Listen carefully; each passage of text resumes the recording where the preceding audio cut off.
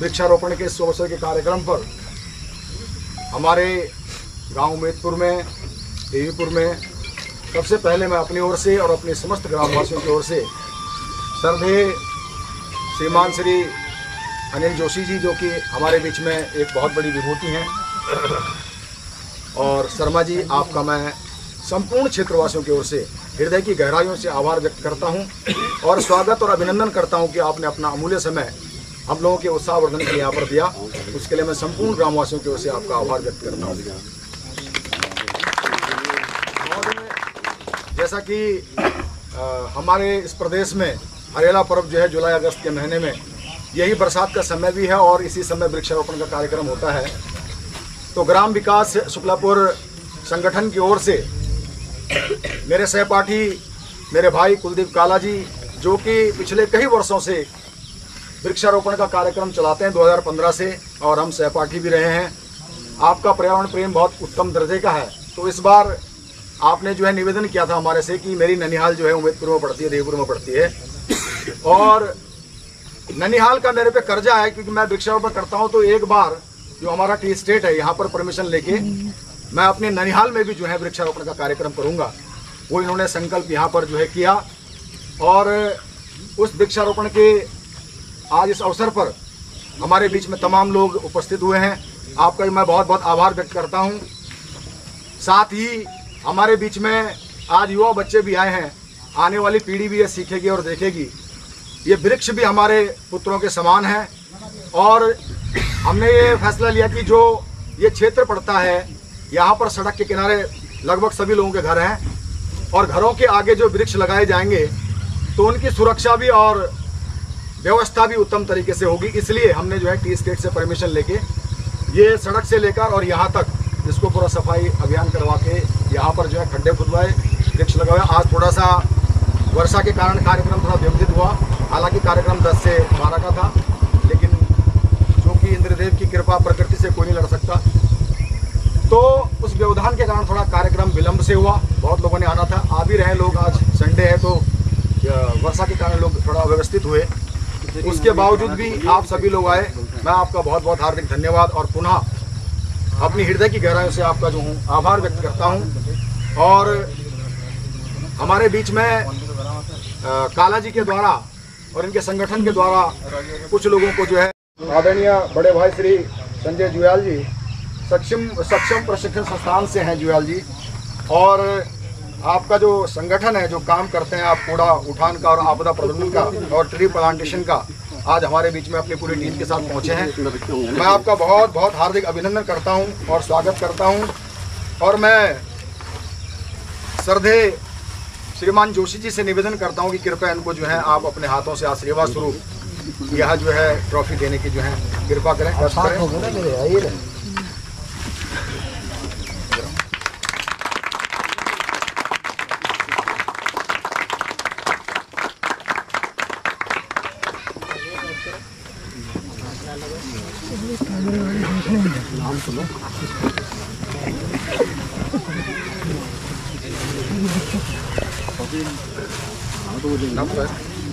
श्रीमान संजय जुयाल जी।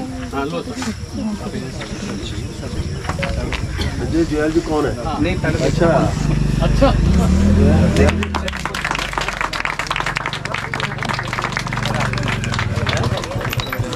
प्रिया ने ट्रॉफी दी।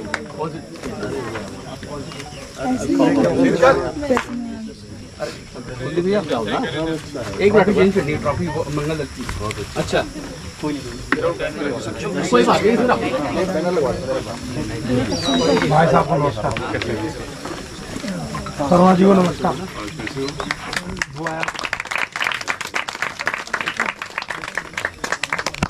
पुनः मैं आदरणीय शर्मा जी से निवेदन करूंगा, युवक मंगल दल अम्बीवाला के जो अध्यक्ष हैं वो आए, उनको अपने हाथों से आशीर्वाद स्वरूप ट्रॉफी भेंट करें।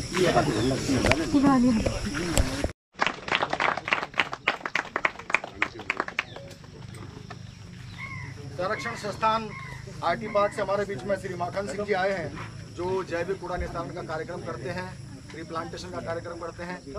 आपसे मेरा विनम्र निवेदन है कि कृपया आप आगे आएँ और काला जी द्वारा जो हमारे मुख्य अतिथि आए आज उनके आशीर्वाद स्वरूप ट्रॉफी लें।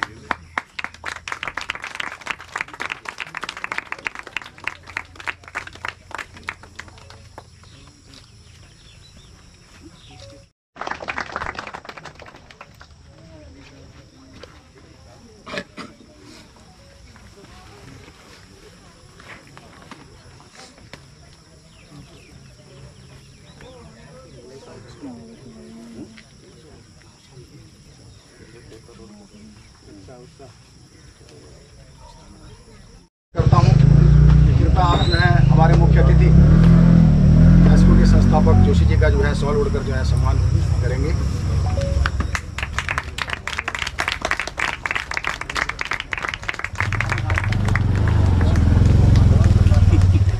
और इस कार्यक्रम के मुख्य सूत्रधार संगठन के मेरे सहपाठी भाई कुलदीप काला जी, आपसे निवेदन आप श्रीमान शर्मा जी का जो है सॉल उड़कर जो है सम्मान करें।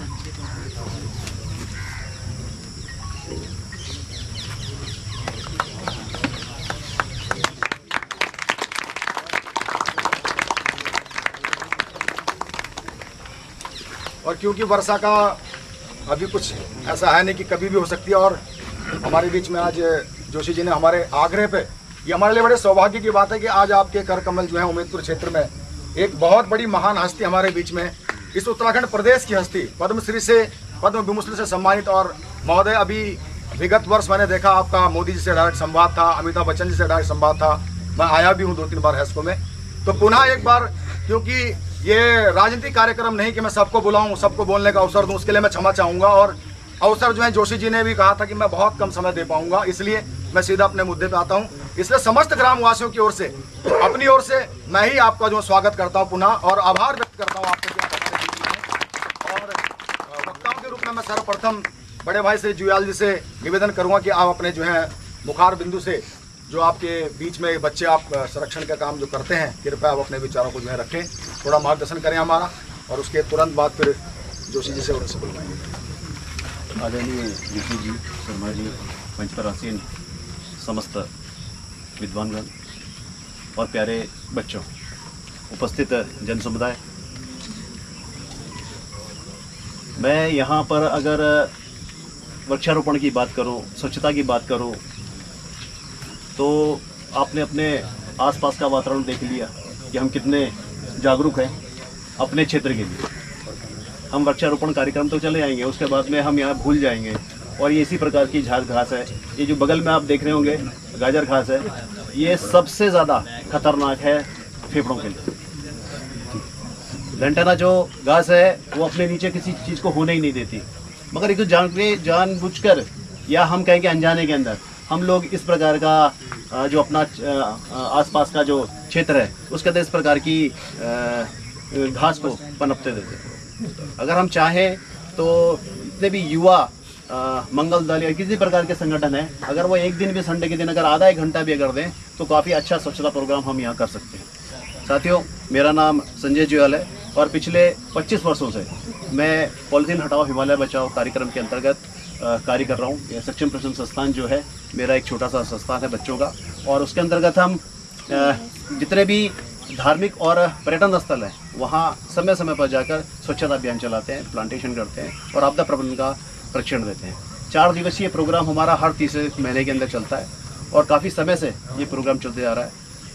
ये मेरा जो बैच है, आज असल में बैनर नहीं था तो मैंने 16-17 का बैच है, इसमें अधिकतर बच्चे मेरे जो है आर्मी में चले गए, और इसमें से ये जो फोटोग्राफर ये इसी बैच का है, 16-17 का बैच का। बहुत सारे लोग, स्वाति गुसाई एडवोकेट हैं, ये भी उन्हीं के, ये शुरू के बैचेस में है जब ये 2009-10 में ये लोग, और 4 साल के लिए ये लोग जाते थे मेरे साथ में और स्वच्छता अभियान हम लोग चलाते थे। मगर कोविड के बाद में ये थोड़ा सा ब्रेक आ गया और थोड़ा सा फाइनेंशियल प्रॉब्लम भी कोविड के बाद में उद्भवी, तो फिर दोबारा से हम इन प्रोग्रामों को दोबारा शुरू कर रहे हैं। और जितने भी हमारे धार्मिक और पर्यटन स्थल हैं उन पर हमें कार्यक्रम है, उसमें 2 चीज़ें होती है।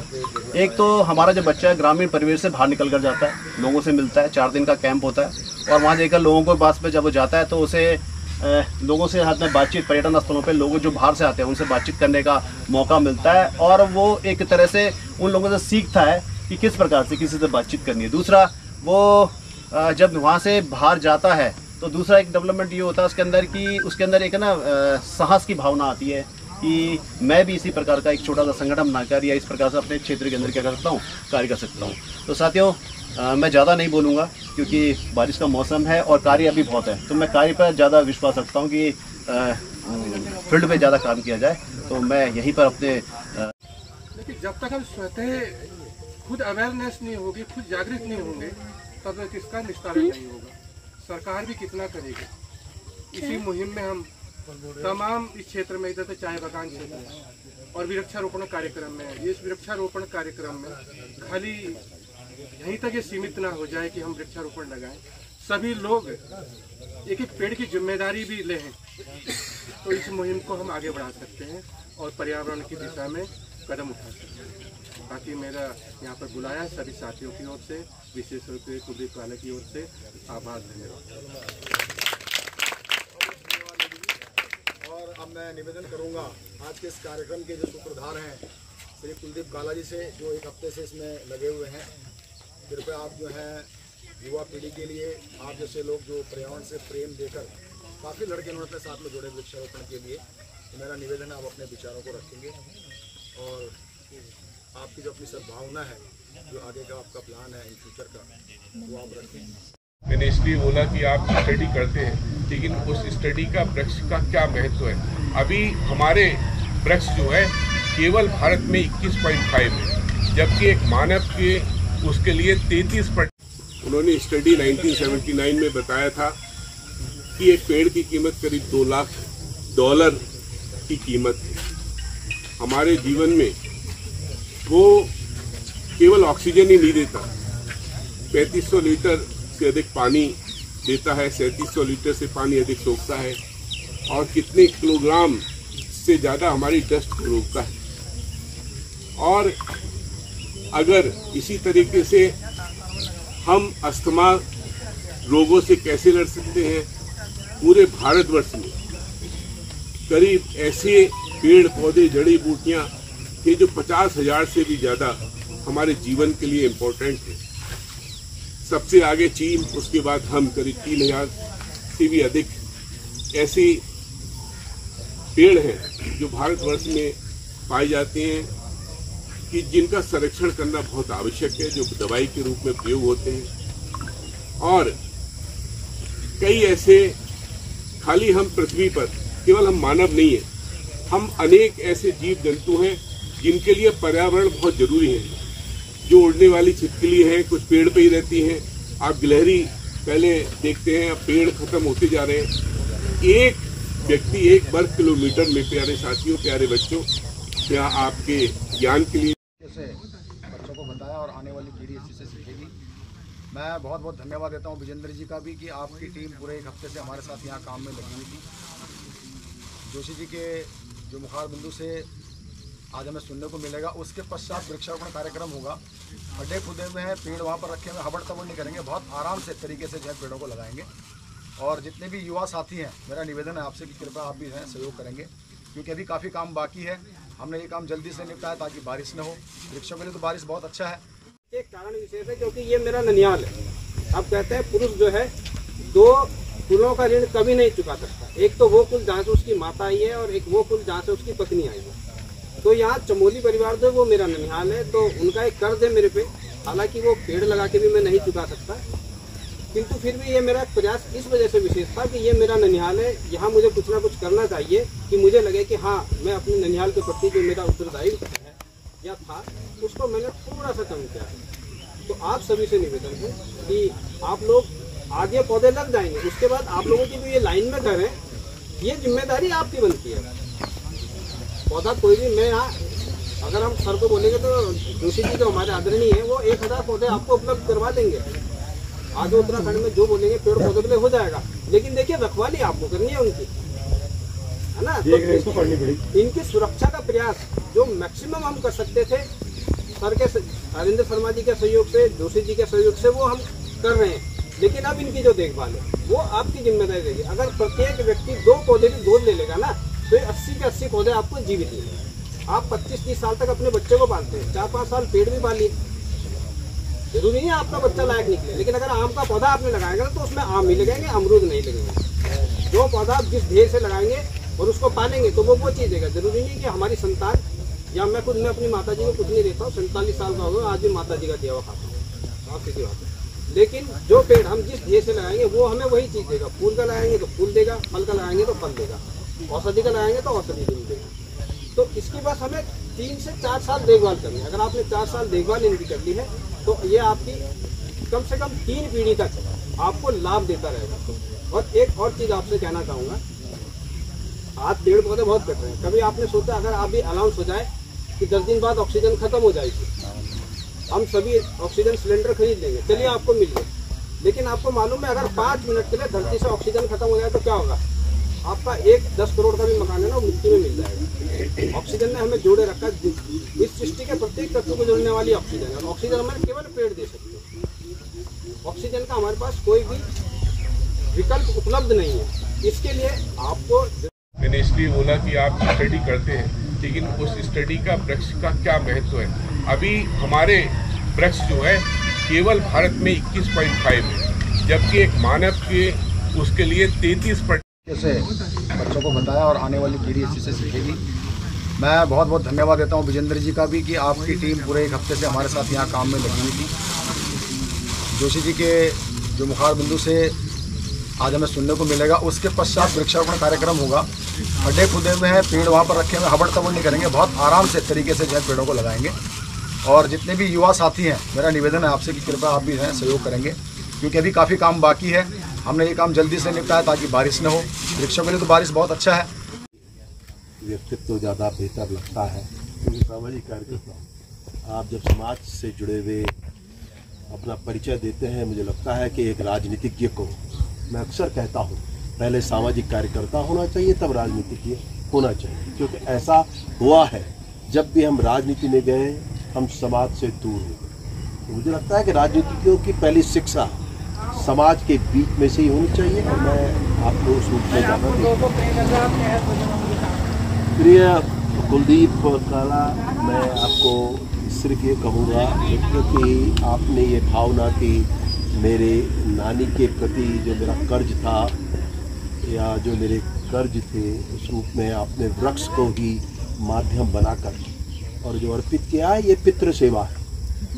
आप ये मानते चलिए, और ये एक ऐसी सेवा है कि आप ऐसा कैसे कह सकते हैं कि आपने मात्र अपनी नानी की सेवा की। जो वृक्ष खड़ा होगा वो चिड़िया को भी देगा, आदमी को भी देगा और हर घर को देगा, सबको देगा। वो एक की नहीं, आपने अनेक की सेवा की है। तो इस बात को आप अपनी नानी को आपने अवश्य माध्यम बनाया होगा, लेकिन वृक्ष कभी अंतर नहीं करता। वृक्ष से ही सीखना चाहिए, नदियों से सीखना चाहिए, प्रकृति से सीखना चाहिए कि प्रकृति सबकी होती है और उसका समान व्यवहार होता है। तो इसलिए भी वृक्षों की या प्रकृति की अपनी अलग जो मंत्र है हम सबके बीच में जो देते हैं कि वे सबके हैं।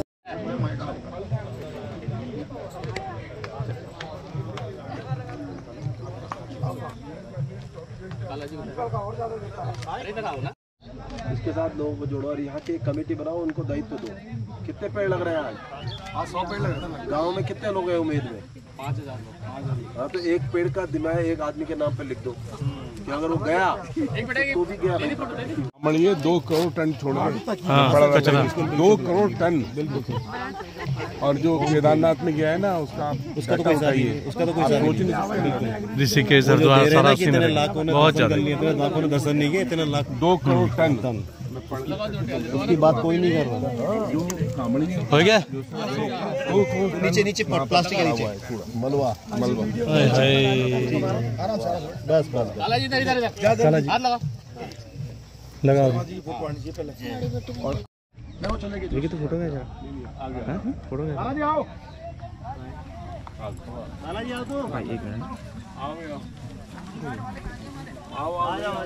सर के पास आना सर भाई काला जी चलो पानी पी लेना सर, चलो आ जाओ नितिन भाई। अरे हो रही है इधर देखना पड़ेगा।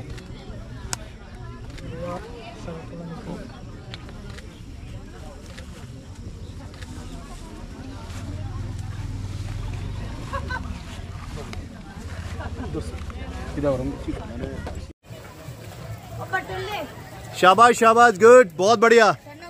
नमस्ते बच्चे, नमस्ते नमस्ते नमस्ते नमस्ते।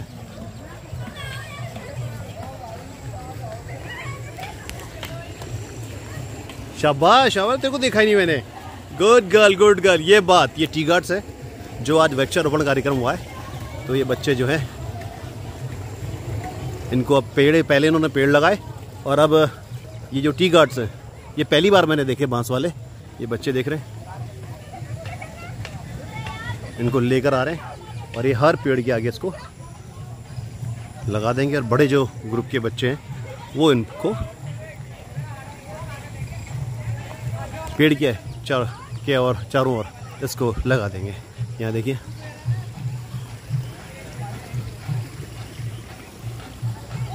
शाबाश शाबाश शाबाश, गुड।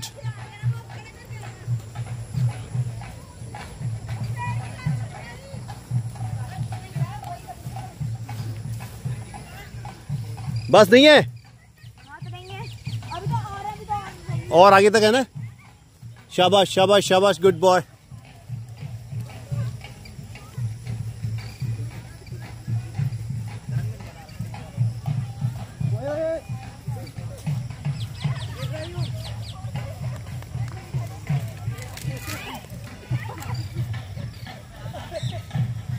और लक्ष्य दबा दो, मिट्टी में तो मिलना है एक दिन। इससे परहेज नहीं करना। सारे दिन अब लिख के हम भी वहीं पे हैं। इसे पेड़ लगाने वाला एक्टिंग करो थोड़ा। पेड़ लगा, मिट्टी लगा। एक्टिंग पे हाथ नहीं लगाया बस। तो यार मिट्टी उठा लो आदमी। उठा उठा। अबे इन्हें में उठा के जाओ, निकाल, इन्हें में उठा के जाओ। इन्हें ये फॉर्च्यूनर, हाँ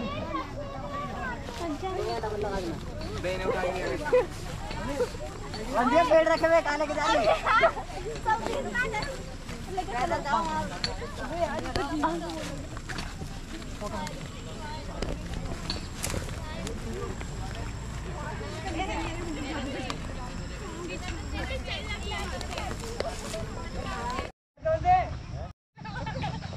क्या? मेरे मतलब की बात नहीं है। होने दे। ये मैं सुनी भी नहीं है उनकी।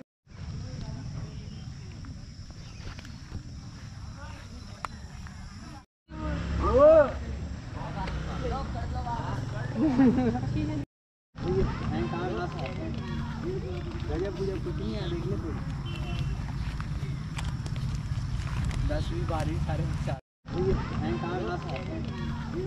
गजब पूजा कुछ नहीं है, देखने को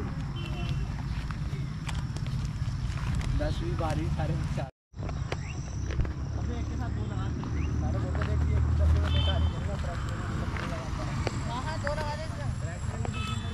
प्रैक्टिकल तो 20 नंबर में नहीं जल्दी पहुंचा।